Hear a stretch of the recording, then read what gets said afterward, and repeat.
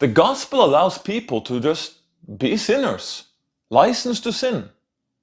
The polemic behind this Dawah claim is that the Christian gospel allows people to just be reckless sinners, licensed to sin.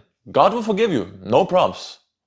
And I believe one of the key verses for this Dawah claim comes from Romans chapter 5 verse 20, which says, God's law was given so that all people could see how sinful they were. But as people sinned more and more, God's wonderful grace became more abundant. Read isolated, Muslims may be onto something here, one might say. But what happens if we read just 2 verses further from this passage? Romans chapter 6 verse 1 and 2. Well then, should we keep on sinning so that God could show us more and more of His wonderful grace? Of course not. Since we have died to sin, how can we continue to live in it? The Apostle Paul is using one of the strongest negatives in the Greek language to underline this point. One of the red thread through the gospel and epistles. Like, well, let's just stay in Romans and just some verses before where this Dawah claim stands on. Romans chapter 5 verse 8.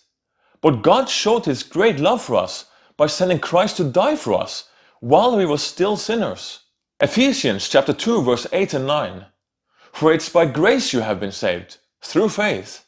And this is not your own doing, it's the gift of God, not a result of works, so that no one may boast.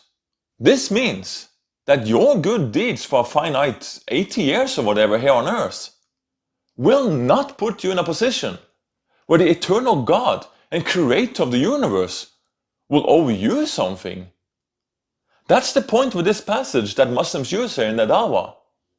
Salvation is not by any merit, but by God's undeserved grace and love through Jesus. That does not mean that good works are not important, but it means that good works is not the root, but the fruit of salvation. Did you know